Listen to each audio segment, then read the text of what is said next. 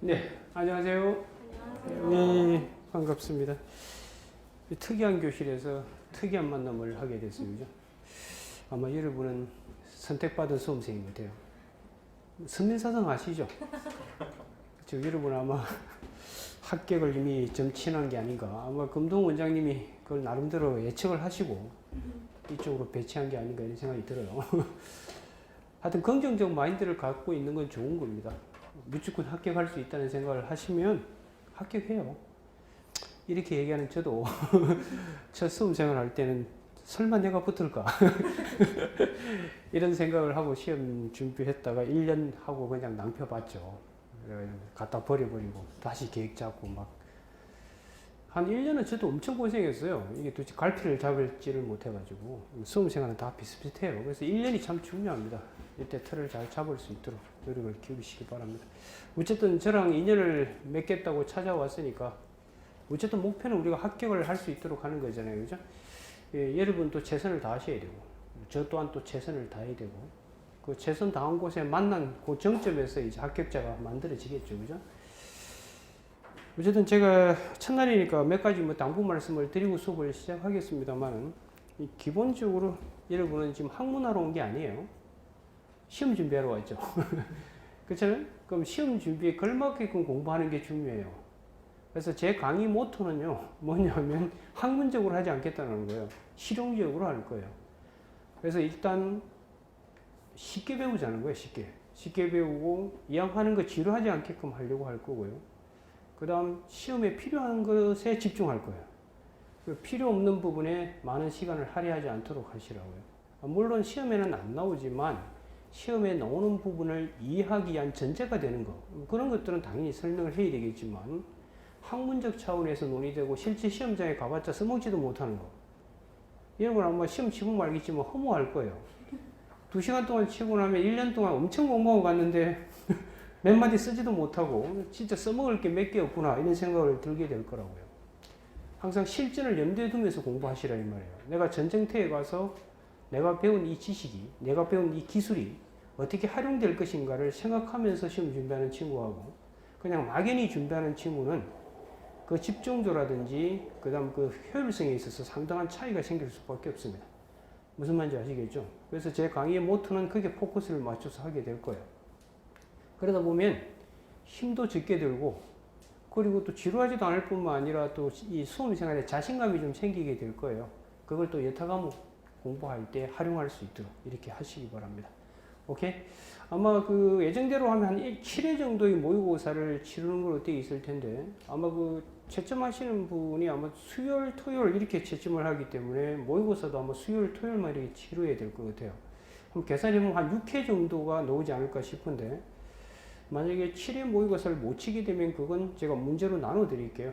나눠 드리고 여러분이 집에서 한번 작성해보고 이렇게 하시기 바랍니다. 아시겠어요? 예, 좋습니다. 하여튼 그 문제 푸는 요령 이런 테크닉도 잘 배워두시라고요. 제가 이제 신림동 강의가 온 지는 그렇게 오래되지는 않았어요. 한 횟수로 이제 한 4년째 접어들고 있고요. 아직 뭐 수험생들한테 많이 알려져 있지는 않을 거예요. 경력이 짧다 보니까 이쪽에서는. 다만 이제 제가 추구하는 건 뭐냐면 아까도 말씀드렸다시피 시험 준비답게 하자는 거예요. 그래서 자료 같은 거 별로 없어요. 쓸데없는 자료 쌓아놓지 않도록 하라고. 다만 이제 이 책이 나온 시점하고 그 사이에 바뀐 뭐 판례라든지 새로 나온 중요 판례 이런 게 있으면 시험 나올 만한 판례들은 따로 간추려서 제가 배부하고 이렇게 할 겁니다. 그 다음 또 중요한 이론적인 측면이 있는데 책에 반영되지 않은 게 있다. 그런 게 있으면 따로 시험 나올 만한 선에서 정리해서 나눠주고 그 선에서 끝내게 될 거예요. 절대 자료 같은 거 쌓아놓지 않도록 하라고. 자료를 쌓아놓은 높이만큼이나 수험생활은 길어집니다. 무슨 말인지 알겠어요? 절대 자료 같은 거 쌓지 마요. 이게 보면 이제 뭐 강사분들마다 개성들이 다 있어요. 그래서 어떤 강사분은 뭐 엄청난 자료를 많이 배부하시는 분들이 있습니다. 그래가지고 수험생들에게 뭐 엄청난 걸 내가 해주고 있지. 이런 인상을 풍길지 모르겠지만 제 개인적인 시각에서는요. 수험생 입장에서는 그렇게 바람직스럽지는 않습니다. 수험의 부담만 가중시킬 가능성이 높아집니다. 무슨 말인지 알겠어요? 어느 과목이 됐든 마찬가지예요. 절대 자료 쌓지 않도록 하시라고. 자료는 받자마자 실제 시험에 필요한 부분들만 여러분 기본서에다가 가필하고 찢어버리라는 말이에요. 버리라고. 절대 옆에 쌓아놓지 말라고. 쌓아놓은 높이만큼이나 딴 친구들이 보면 뭐 엄청난 자료도 있고 많이 공부하는 것처럼 보이죠. 예, 그건 보일 뿐이에요. 바로 서울역에서 만나게 될 겁니다. 절대 그렇게 공부하지 않도록 하시오. 알겠죠? 무슨 말인지. 예, 예, 좋습니다. 자, 그러면 칠판을 잠시 한번 보시기 바랍니다. 뭐 교재는 다 가져왔죠? 이 교재도 봄 시험, 좀 이따 교재에 대한 설명을 좀 하겠습니다만, 그 시험 나올 수 있는 쟁점을 100몇십 개를 박스로 묶어 놨을 겁니다, 아마. 그 목차에 보면 아마 쟁점이래가지고 총 한 100몇십 개를 묶어 놨을 텐데, 그게 여러분 시험에서 이제 문제가 될 쟁점들이에요. 사실 요즘은 핸드북에 들어갈 내용들을 다 박스로 처리해서 만들어 놓은 거예요. 다 볼 수 있도록. 자, 일단 칠판을 좀 보세요. 자, 그럼 먼저 첫 번째 여러분들, 먼저 교재 관련해가지고, 지금 여러분들이 예비순환은 제가 올해 안 했었거든요. 올해 뭐 일정하고 안 맞아가지고 예비순환인데, 내년부터는 뭐 다 하게 될 것 같아요. 올해 제가 강의를 한두 개를 정리했거든요. 제가 강의를 여러 곳이 하고 있어가지고, 그래서 이제 좀 신림동에 좀 집중하려고 이제 강의를 좀 정리를 했습니다. 어쨌든 가장 강의가, 의미 있는 강의가 신림동 강의더라고요. 여러분 상대로 한. 어쨌든 지금 현재 남아있는 강의 중에 가장 최고 레벨이죠. 그렇잖아요. 지금 현재 시험 제도 중에 가장 최고 레벨의 시험이 바로 여러분 시험이니까요. 긍지와 자부심을 갖고 하시라고요. 그 다음 뭐 변호사 시험이나 이런 건 옛날에는 다 작가잖아요. 작가. 그죠? 오리지널, 뭐죠? 과거 제도는 바로 이 행정고시잖아요. 그죠? 이게 긍지와 자부심을 갖고 준비하시기 바랍니다. 어쨌든 여러분이 예비순환 거쳐가지고 1순환까지 왔는데, 이 실제 커리큘럼을 보면 여러분들 뭐 예비순환이 있고, 예비순환, 그 다음 여러분 이제 1순환, 그 다음 뭐 2순환, 그 다음 3순, 여기까지 있죠. 그죠? 마지막 의미가 없고. 실제로 이제 이런 과정을 밟아온 거예요. 지금 이제 예비순환하고 1순환까지 뭐 하는지는 아시죠? 여기까지가 이제 행정법에 관한 기본 틀을 다 형성하는 거예요. 이 부분까지 해가지고 여러분들 이론, 그 다음 기본적인 판례, 이걸 다 정리하는 거예요. 여기서 끝이에요, 공부는. 그럼 이제 2순환, 3순환은 열심히 배웠던 걸 하염없이 이제 반복하고 답안 표출하는 능력, 이런 걸 배우는 거예요. 그래서 여기서부터는 새로운 지식 배우는 건 없어요. 여기까지 배웠던 지식 가지고 재탕, 삼탕 하고 있는 거예요. 그래서 이번 1순환까지 여러분 행정법의 기본적인 체계, 그 다음 기본적인 내용, 기본적인 판례, 이걸 다 형성할 수 있도록 하시기 바랍니다. 여기서부터 배우는 거 없어요.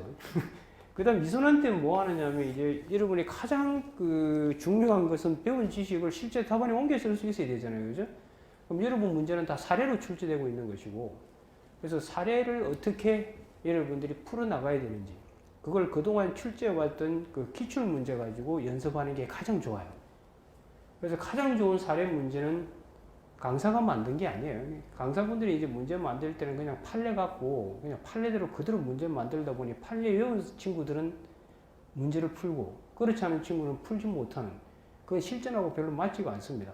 저도 이제 문제를 구성할 때 판례 가지고 문제를 만들고 하지만 순수한 판례만 갖고 만들지는 않습니다. 그 판례하고 이론적인 것이 섞일 수 있는 그런 문제가 실전에 출제가 되는 거거든요. 그래서 판례를 암기한 친구만 풀 수 있는 문제, 그건 객관식이잖아요. 그렇잖아요. 그런 문제는 풀지 않도록 하세요. 별로 안 좋은 문제입니다. 제 개인적으로. 실제 문제도 그렇게 안 나오고요. 그래서 어쨌든 간에 예비순환, 1순환까지 여러분들이 이론 판례 등이 다 하셔야 돼요. 여기서부터는 이제 2순환 때는 뭐 할 거냐면 기출 사례 가지고 이 사례 문제를 본격적으로 연습하게 될 겁니다. 그 다음에 이제 요 3순환은 뭐 할 거냐면, 이건 이제 진짜 실전 연습입니다. 이건 이제 완전 실전 연습.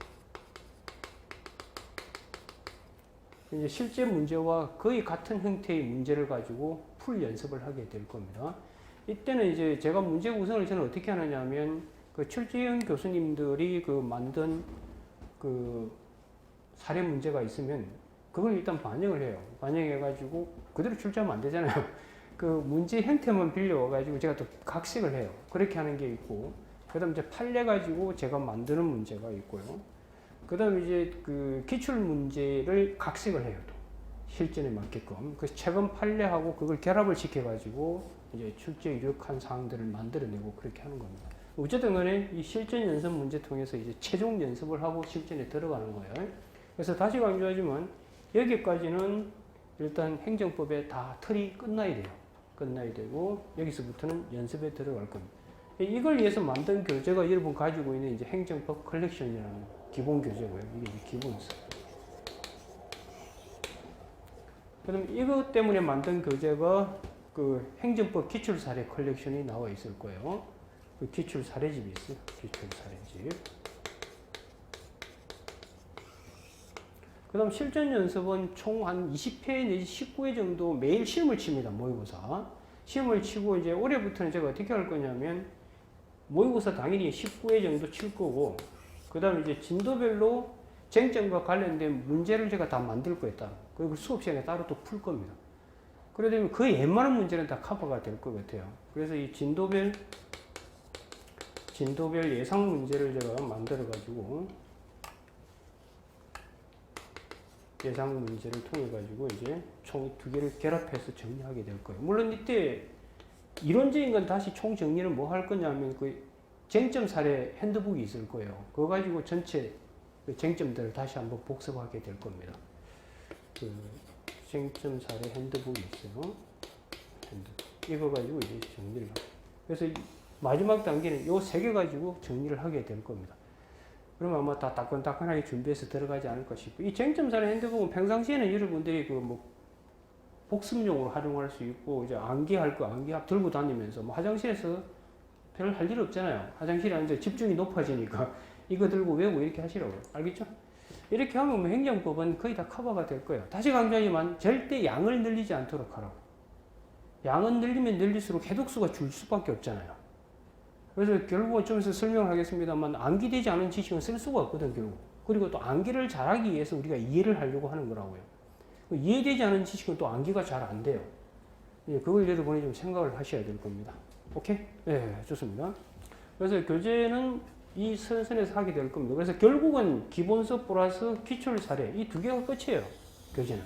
여기다가 여러분 법전. 이 법전은 항상 들고 다니셔야 돼요. 이 법전은 여러분들이 수험 그 실전장에 들어갈 때 유일하게 들고 들어갈 수, 물론 여러분이 들고 들어가는 건 아니고 배부를 해줍니다만, 여러분이 들고 들어간다면 그 안에 다 써서 들어가면 되죠. 그잖아요. 그래서 어쨌든 요 세 가지, 기본서, 그 다음 기출 사례집, 법전, 이 세 개가 여러분이 이제 공부하는 기본 축이 되는 교재가 되게 될 겁니다. 알겠어요? 나머지는 이제 곁다린 것이고요. 곁다린 거고. 다시 강조하지만 절대 양을 많이 만들지 않도록 하라고요. 그 가장 공부 못하는 친구들의 특징입니다.